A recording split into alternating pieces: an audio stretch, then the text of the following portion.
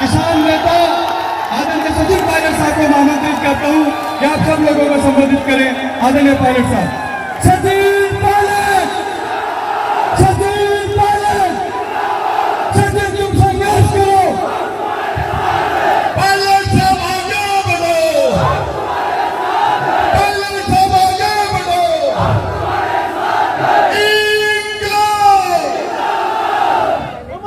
मुख्यमंत्री धन्यवाद पर उपस्थित प्रदेश की सरकार में मंत्री राजेंद्र गौड़ा जी, पूर्व मंत्री विधायक डॉक्टर जितेंद्र सिंह जी, हमारे विधायक इंद्राज गुर्जर साहब, वेद प्रकाश सोलंकी जी, सुरेश मोदी साहब, पूर्व विधायक श्रवण कुमार जी, इंजीनियर धर्मपाल गुर्जर साहब, नरेश शर्मा जी, अजय लाल जी, पूर्व विधायक महेश जी, राजपाल जी, अभिमन्यु पूनिया साहब, चौधरी मूलाराम जी, मनीषा जी, कैलाश साहब, धर्मवीर जी, बस्तीराम यादव साहब, चंद्रप्रकाश जी, गोविंद मैसैया साहब चेयरमैन चूरू से आए हैं, और इस मंच पर स्वर्गीय शिवराम जी की वीरांगना सुनीता जी, उनके दोनों प्यारे बच्चे, इस कार्यक्रम में मौजूद सभी नौजवान दोस्तों, माताओं, बहनों, आदरणीय बुजुर्गों, साथियों, मैं बड़ा सौभाग्यशाली हूँ कि आज एक लंबे समय के बाद इस मूर्ति का अनावरण का कार्यक्रम बहुत लंबे समय से अटका हुआ था, और आज वो शुभ घड़ी आई जब हमने सबने मिलकर आपके साथ इस खूबसूरत मूर्ति का अनावरण किया।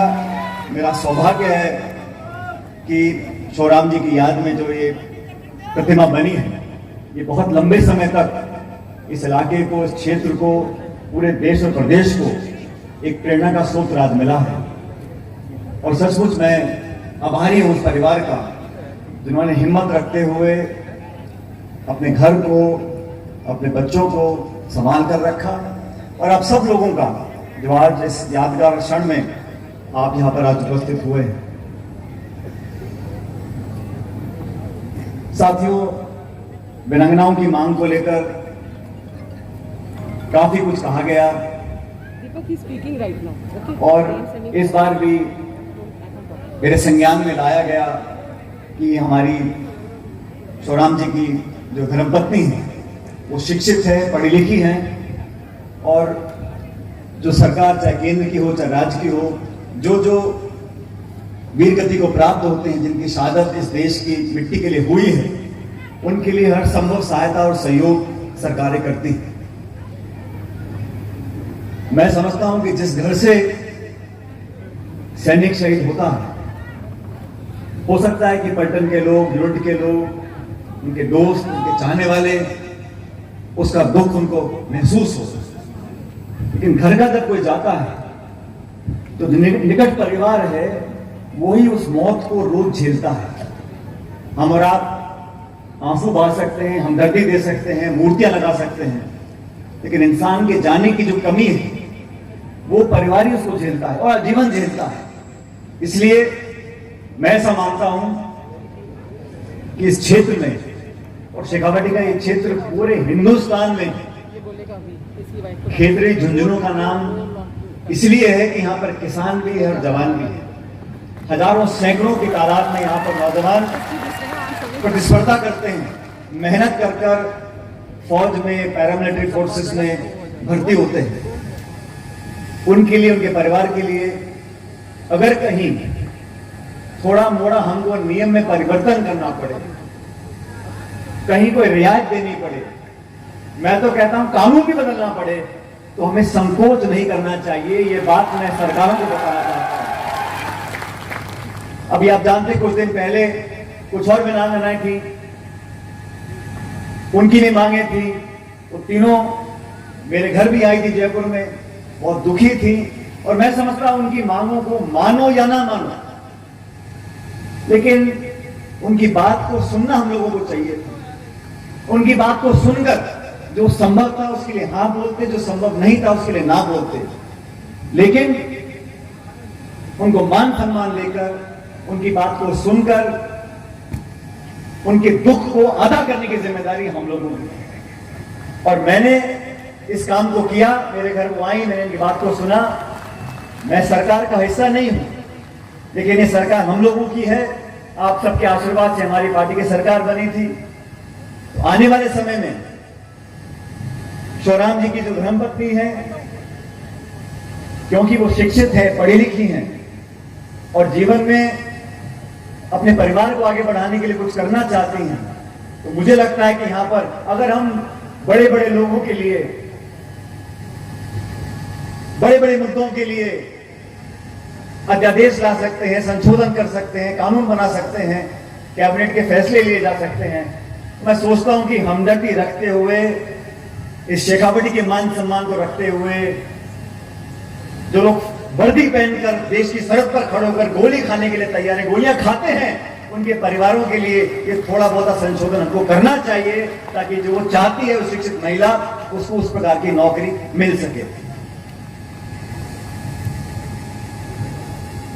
अभी गुड़ा जी का भाषण आपने सुना।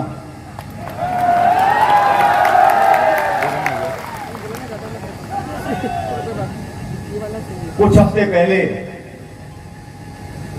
इसी जिले के इनके क्षेत्र में हम लोगों ने किसान सम्मेलन किया था, किसानों की मांग को लेकर। क्योंकि जो जवान आज हैं चीन की सरहद पर, पाकिस्तान की सरहद पर, उसमें से अधिकांश लोग वो हैं जिनके बाप दादा खेती करते थे और खेती करते हैं। जो किसानी करता है उन्हीं के बच्चे निकलकर फौजों में जाते हैं। हमने किसान सम्मेलन किया था इस मुद्दे को लेकर कि केंद्र की सरकार ने वादा किया था, जब 3 काले कानून बनाए थे उसका विरोध हमने किया और हमको आश्वासन दिया गया था कि न्यूनतम समर्थन मूल्य के लिए, एमएसपी के लिए एक ठोस कानून बनेगा। किसान की पैदावार को खरीदने के लिए एक ऐसा कानून बने ताकि जो किसान की लागत है, खाद की, बीज की, बिजली की, पानी की, उस किसान को अपने जेब में 2 रुपए मिल जाए, ऐसा एक कानून बनाने का वादा किया था। 2-3 साल बीत गए, अभी तक वादा पूरा नहीं हुआ। तो किसानों की बात को लेकर इसी झुंझुनू जिले में हम लोगों ने एक किसान सम्मेलन किया था और आज यहां एक अमर शहीद शिवराम जी की मूर्ति का अनावरण है। बहुत सारे सैनिक हमारे यहां मौजूद हैं।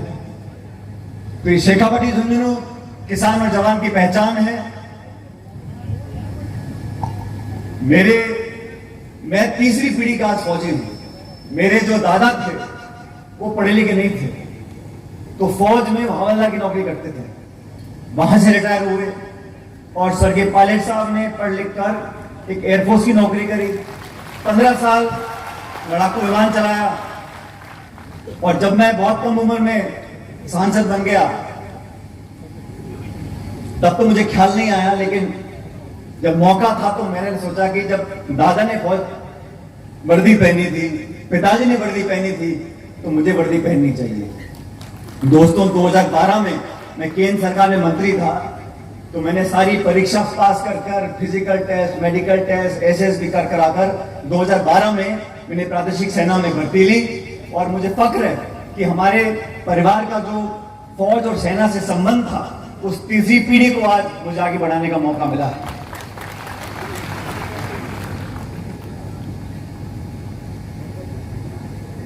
देश और प्रदेश के अंदर हर व्यक्ति एक बेहतर जीवन चाहता है। हर नेता, हर दल, हर सरकार इस बात पर जोर डालती है कि हम आने वाले समय में एक बेहतर राजस्थान बनाएंगे, बेहतर प्रदेश बनाएंगे, और ये संभव भी है। मैं इतिहास में जाना नहीं चाहता हूं, लेकिन मैं समझता हूं इस देश और प्रदेश में जो राजनीति करते हैं जो लोग, उनको अपनी बात पर अड़िग रहना चाहिए। हमारे मुंह से जो आवाज निकलती है, जो वादे निकलते हैं, जनता उस पर विश्वास करती है और राजनीति में विश्वास बहुत जरूरी है। जब विश्वास खत्म हो जाता है तो फिर कोई वोट, कोई संतरी, मंत्री, पक्ष, विपक्ष, सत्ता, कोई मतलब नहीं है। विश्वास कायम करने के लिए सिर्फ भाषण नहीं, हमें अपनी करनी में दिखाना है, अपनी कलम की शाही से दिखाना है कि जो हम बोलते हैं वो करते हैं। 2013 में जब हमारी सरकार चली गई थी और वसुंधरा जी की सरकार बनी थी, 163 विधायक। आजाद भारत में इतना बहुमत पहले किसी सरकार को नहीं मिला था। 163 विधायक बीजेपी की जीत कराए थे और सरकार बनी थी। उस समय मुझको जिम्मेदारी दी गई थी विपक्ष की बागडोर संभालने की, और प्रदेश कांग्रेस का अध्यक्ष मैं बना तो 5 साल तक लगातार हम लोगों ने संगठन के लिए, किसानों के लिए, नौजवानों के लिए संघर्ष किया। और तब ने संकल्प हम लोगों ने लिया था और आरोप हम लोगों ने लगाए थे कि राजस्थान में स्वच्छ राजनीति हम लोगों को चाहिए। छल कपट की राजनीति, भ्रष्टाचार से लिप्त राजनीति, उसका मुकाबला हम लोग करेंगे। हमने सड़कों में, गलियों में, खेतों में, मंचों पे भाषण देने का कहा था कि भ्रष्टाचार के खिलाफ हम कार्रवाई करेंगे। और हम लोगों ने कहा था, वसुंधरा जी की सरकार में बहुत सारे भ्रष्टाचार के मामले सामने आए थे। विपक्ष में रहते हुए हम लोगों ने कहा था कि सरकार बनेगी तो हम लोग इसकी जांच भी करवाएंगे। मैंने बहुत कोशिश करी, अनुरोध किया, आग्रह किया, चिट्ठियां लिखी, लेकिन आप और हम सब जानते हैं जो प्रभावी कार्रवाई उन भ्रष्टाचार के मामलों पर होनी चाहिए थी वो हुई नहीं। हुई है क्या, आप लोग मुझे बताओ। उसके अलावा बहुत से मामलों की जांच चल रही है, उन सबका मैं स्वागत करता हूं। जो प्रदेश के लोगों की जेब पर डाका डालेगा उसकी जांच करो, चार्जशीट करो, जेल में डालो, हम सब इसका स्वागत करते हैं। लेकिन जिनके खिलाफ भाषण देकर, जिनके खिलाफ कार्रवाई करने का आश्वासन देकर हम लोगों ने वोट लिया था, हमें वो वादा भी पूरा करना पड़ेगा। मैंने हमेशा मर्यादा को कभी लांघा नहीं है। मैंने अपने शब्दों में, अपने भाषणों में, हो सकता है गुड़ा जी कभी कभी स्लिप हो जाते हैं, लेकिन मैं कभी स्लिप नहीं होता, क्योंकि संस्कार ऐसे मिले बचपन से।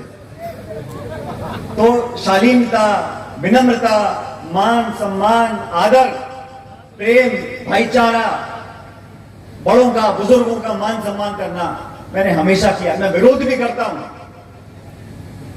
तो ऐसा विरोध करता हूं कि धुआं निकालता हूं, लेकिन भाषा पे कभी संयम खोया नहीं, क्योंकि मुंह से जब शब्द निकल गया वो वापस नहीं आता।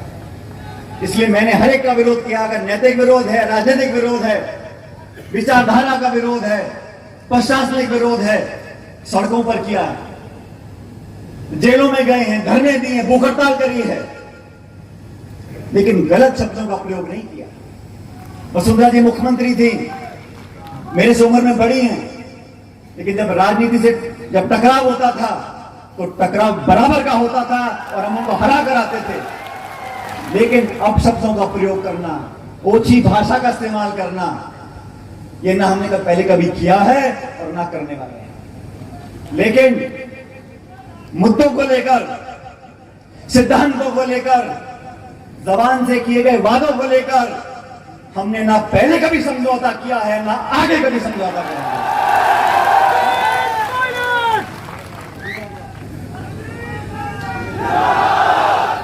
देश में जहां जहां चुनाव होता है, मैं हमारी पार्टी के लिए वोट मांगने जाता हूं। जहां जहां बीजेपी का शासन है, भ्रष्टाचार मुझे दिखता है, हमको दिखता है, उसका विरोध हम लोग करते हैं। लोग हमारी जुबान पर विश्वास करते हैं, वोट डालते हैं। और आप भी जानते हो, उत्तर भारत में जहां जहां बीजेपी का शासन होता है, वहां कांग्रेस के लिए वोट मांगने सबसे पहले मैं खड़ा होता हूं। चाहे उत्तर प्रदेश हो, चाहे हिमाचल प्रदेश हो, चाहे उत्तराखंड हो, चाहे पंजाब हो, चाहे गुजरात हो, महाराष्ट्र, मध्य प्रदेश, जहां भी हो, पिछले 25-30 सालों में, 25-23 सालों में जगह जगह जाकर हमने विरोध किया है कि विचारधारा से मेल नहीं है। लेकिन जो बातें मैंने उठाई, लिखित में उठाई, साल सवा साल पहले की बात, और अभी कुछ दिन पहले मैंने एक अनशन किया जयपुर के अंदर, इस बात को लेकर किया कि हम लोगों ने जो वादे किए थे और भ्रष्टाचार के साथ कोई समझौता हम लोग कर नहीं सकते। इस देश का, प्रदेश का नौजवान एक स्वच्छ राजनीति चाहता है और भ्रष्टाचार के मामलों पर जांच होनी चाहिए। इस मांग को लेकर मैंने एक दिन का अनशन किया था। मैंने किसी का विरोध नहीं किया, मैंने कोई आरोप नहीं लगाया। मैंने शालीनता से, विनम्रता से सिर्फ इस बात को मांगा था और आज भी मांग रहा हूं। अभी हफ्ता हो गया है, कोई कार्रवाई हुई नहीं।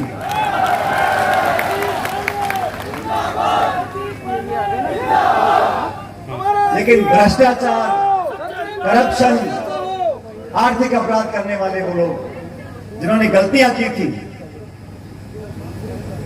और बार बार कहा जाता है हर गलती सजा मांगती है। जांच होनी चाहिए, सबूत मिले तो कार्रवाई होनी चाहिए। राजस्थान को एक ईमानदार और स्वच्छ राजनीति देने की जिम्मेदारी हम सब लोगों की है। और इस मुद्दे को लेकर मैंने बड़े खुले मैदान में इस बात को कहा कि करप्शन के साथ कोई समझौता नहीं करेंगे।